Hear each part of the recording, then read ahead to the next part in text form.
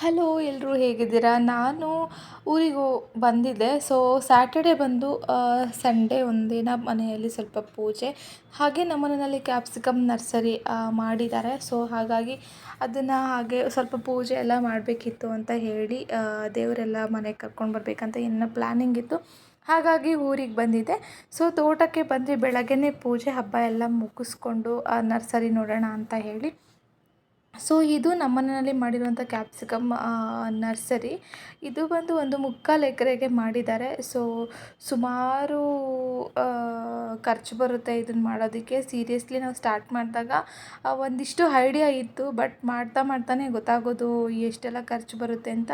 ಹಾಗೆ ಕೆಲಸ ಮಾಡೋದಕ್ಕೂ ಕೂಡ ಸುಮಾರು ಜನ ಇರಬೇಕು, ಒಬ್ಬರು ಇಬ್ಬರು ಎಲ್ಲ ಮಾಡೋದಕ್ಕಾಗಲ್ಲ. ಸೊ ಕೂಲಿ ಕೊಟ್ಬಿಟ್ಟು ಬೇಕಾದರೆ ಅವ್ರ ಹತ್ರ ಆರಾಮಾಗಿ ಮಾಡಿಸ್ಕೋಬೋದು. ಅರ್ಧ ನಮ್ಮ ಮನೆಯಲ್ಲಿ ಕೂಲಿ ಕೊಟ್ಬಿಟ್ಟು ಮಾಡಿಸಿದ್ದಾರೆ.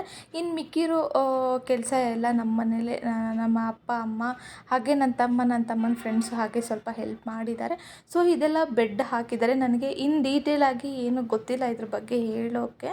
ಸೊ ಹಾಗೆ ಒಂದು ವಿಡಿಯೋನ ಶೇರ್ ಮಾಡಬೇಕು ಅಂತ ಅನ್ನಿಸ್ತು, ಹಾಗಾಗಿ ಮಾಡಿದೆ. ಹಾಗೆ ಮೆಮೊರಿಗೋಸ್ಕರ ಅಷ್ಟೇ.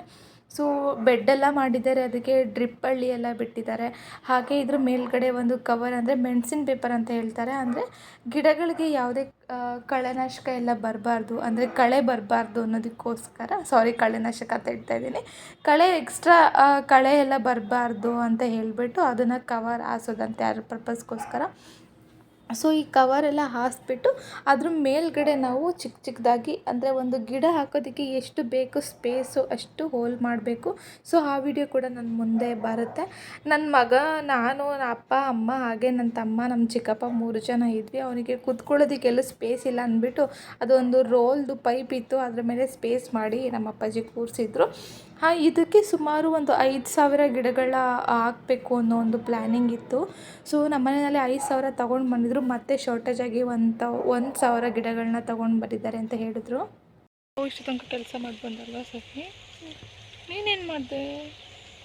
ಅಲ್ಲಿ ಕೂತ್ಕೊಂಡಿದ್ದೆ. ನಾನು ಕೂಡ ಆದಷ್ಟು ಈ ರೀತಿ ಹೋಲ್ ಮಾಡೋದು ಎಲ್ಲ ಕೆಲಸ ಮಾಡಿದೆ. ತುಂಬಾ ನೋಡೋದಕ್ಕೆ ಈಸಿ ಅನ್ನಿಸ್ತು, ಬಟ್ ಇಡೀ 1 ಎಕರೆ ಅಷ್ಟು ಹೋಲೆಲ್ಲ ನಮ್ಮ ಮನೆಯವರೇ ಸೇರಿ ಮಾಡಿದ್ದು. ಸೊ ತುಂಬಾ ಕೆಲಸ ಹಿಡಿಯುತ್ತೆ, ತುಂಬ ಪೇಷನ್ಸಿಂದ ಮಾಡಬೇಕು. ನಮ್ಮ ಮನೇಲಿ ಹೇಗೆ ಮಾಡ್ತಿದ್ದಾರೆ ಅಂತಲೇ ಗೊತ್ತಿಲ್ಲ. ಅಂದರೆ ಅವರು ಸಾಕಷ್ಟು ಕೆಲಸಗಳನ್ನ ಈ ಥರ ಮಾಡೋದ್ರಿಂದ ಅವರಿಗೆ ಏನು ಅನಿಸಲ್ಲ. ಸೊ ಈ ರೀತಿ ಓಪನ್ ಮಾಡಿ ಅದರಲ್ಲಿ ಡ್ರಿಪ್ ಹಾಕಿದಾರಲ್ಲ, ಸೊ ಆ ಡ್ರಿಪ್ಪಲ್ಲಿ ಸ್ಪೇಸಲ್ಲಿ ನಾನು ಗಿಡಗಳನ್ನ ಹಾಕುವಂಥ ಪ್ಲ್ಯಾನಿಂಗ್ ಇರೋದು. ನನಗೆ ನಿಜವಾಗ್ಲೂ ಹೇಳ್ತೀನಲ್ಲ, ಇನ್ ಡೀಟೇಲಾಗಿ ನನಗೇನೂ ಗೊತ್ತಿಲ್ಲ.